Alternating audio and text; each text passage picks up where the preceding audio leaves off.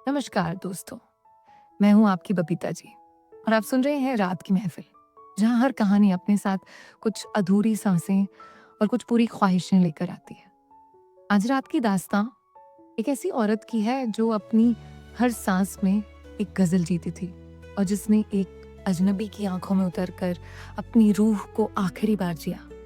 कहानी का नाम है एक कोठे की रूह गुलाबो।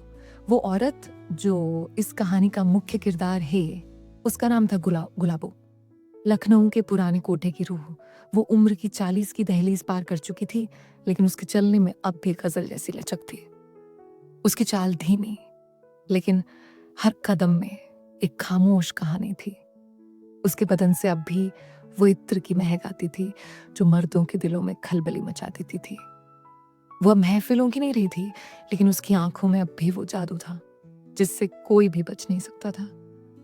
कमरा सूना रहता था, पर वो खुद हर कोना भर देती थी, कभी अपनी अदा से तो कभी अपनी खामोशी से। खिड़की से आती चांदनी जब उसके बालों पर पड़ती तो ऐसा लगता जैसे वक्त वहीं ठहर गया हो। उसकी हर सांस में, हर नजर में एक अधूरी कहानी बसती थी, एक कहानी जो किसी को पूरी करनी थी। एक बरसात की रात थी जब हवाओं में सिहरन थी।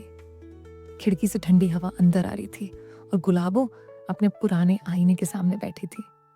उसके बाल खुले थे, भीगे हुए, और उस भीगेपन में एक मोहब्बत की अधूरी याद गूंथी हुई थी। उसने हारमोनियम पर उंगलियां रखी, लेकिन गजल नहीं निकली।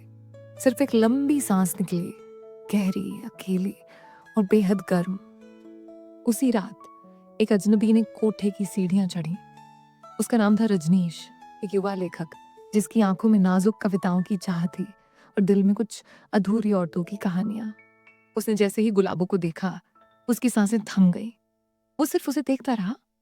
उसकी भीगी जुल्फें, उसके होंठों पर अटकी एक मुस्कान और कमर पर पड़ा वो शिफॉन का पल्ला जो जो कह रहा हो, आओ देखो मुझे, पर मुझे समझना इतना आसान नहीं। गुलाबो ने देखा तो उसे हल्की सी हंसी आई।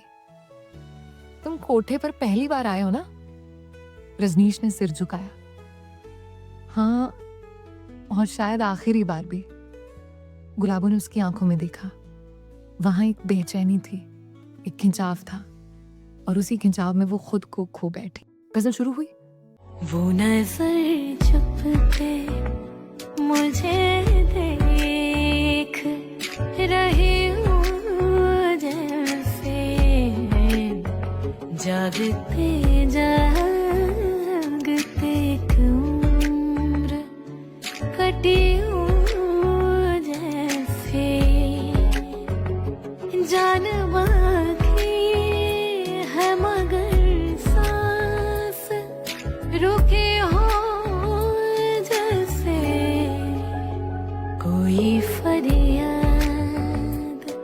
तेरे दिल में दबी हो, जैसे। रजनीश के रोंगटे खड़े हो गए। गुलाबो की आवाज उसके जिस्म से उतरकर सीधे उसकी आत्मा को सहलाने लगी थी। उसकी उंगलियों की हर हरकत, उसकी जुबान की हर हरकत, उसके सुरों की नरमी, उसकी मौजूदगी की महक, सब एक राग बन गए थे। जब गजल खत्म हुई तो कमरे में सिर्फ 2 सांसें थीं, गुलाबो की और रजनीश की। वो धीरे से बोला, आपकी आवाज, आपकी आंखें, सब कुछ जैसे गजल है। गुलाबो मुस्कुराई। उसका चेहरा कुछ और पास आया। उसकी मौजूदगी की गर्माहट अब सिर्फ लफ्जों में नहीं, कमरे की हवा में भी घुल चुकी थी। गुलाबो ने कहा, क्या तुम मेरी आखिरी गजल सुनना चाहोगे? रजनीश ने बिना पलकें झपकाए कहा, मैं तुम्हारे हर एहसास को महसूस करना चाहता हूं। रात आगे बढ़ी। गुलाबो ने मोमबत्तियां जला दी। कमरे में हल्की रोशनी और दीवारों से टकराती हुई परछाइयां। अब दोनों को समझ आ गया था कि यह महज गजल नहीं, ये रूह की नमी है जो मन को सिहरन से भर देती है। गुलाबो ने कहा, मेरी आखिरी गजल सिर्फ सुरों में नहीं होगी, ये स्पर्श में होगी, नजरों में होगी और सांसों के लय में भी होगी। रजनीश ने उसका हाथ थामा, उसकी उंगलियों को अपनी हथेलियों में लिया, जैसे कोई रचना को छू रहा हो। गुलाबों ने अपने होंठों से उसकी हथेली को हल्के से छुआ और कहा, हर कलाकार को आखिरी गजल से पहले एक साथ चाहिए होता है। आज मेरे साथ ही तुम हो। रजनीश की सांसें तेज हो गई थीं और उसने गुलाबों को अपनी बाहों में समेट लिया। गुलाबों ने हल्के से उसके गालों पर उंगलियां फिराई, जैसे उसकी त्वचा को महसूस कर रही हो, और फिर धीरे से उसके होंठों को छूने से पहले उसने गहरी सांस ली। दोनों के बीच की दूरी अब धीरे धीरे कम हो रही थी, जैसे समय ठहर गया हो। गुलाबों ने रजनीश के होंठों पर अपनी नर्म और गर्म सांसें छोड़ी और वह उसकी बाहों में समाने लगा। रजनीश ने गुलाबों को और करीब खींचा, जैसे वह उसे केवल अपनी नहीं, अपनी पूरी दुनिया का हिस्सा बना रहा हो। अब एक सख्त संकल्प था गुलाबों की आंखों में। उसने धीरे से रजनीश की गर्दन के पास अपने होंठ रखे और हल्के से चूमा। गुलाबों ने फिर गाया, तुम इतना जो मुस्कुरा रहे हो, क्या गम है जिसको छिपा रहे हो। उसके शब्दों में अब केवल एक गजल नहीं, एक अधूरी सृजन की खुशबू थी। उसने हारमोनियम पर एक आखिरी बार उंगलियां चलाईं और गाया, आंखों में नमी, होठों पे हंसी, ये कैसा मंजर दिखा रहे हो। उन दोनों का अस्तित्व एक हो चुका था, जैसे दो स्वर एक राग में लयबद्ध हो गए हों। गुलाबों ने रजनीश की आंखों में देखा और एक पल के लिए वह उसकी पूरी दुनिया बन गई। उस रात में अब शब्द नहीं, सिर्फ साज थे। सांसों की रागिनी थी और धड़कनों की ताल।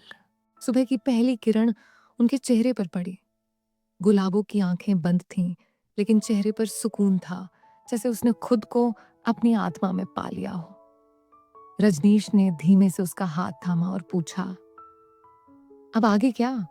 गुलाबों ने धीरे से आंखें खोली, मुस्कुराई और कहा, अब कुछ नहीं, मैं अब से गजल नहीं गाऊंगी, क्योंकि अब मेरी गजल पूरी हो चुकी है। उसके लफ्ज आखिरी नहीं थे, वो एक समापन का संगीत था, जैसे किसी कोठे की दीवारों ने आखिरी बार किसी रूह को जाते देखा हो। रजनीश वहीं बैठा रहा, चुप, स्थिर और भीतर से कांपता हुआ।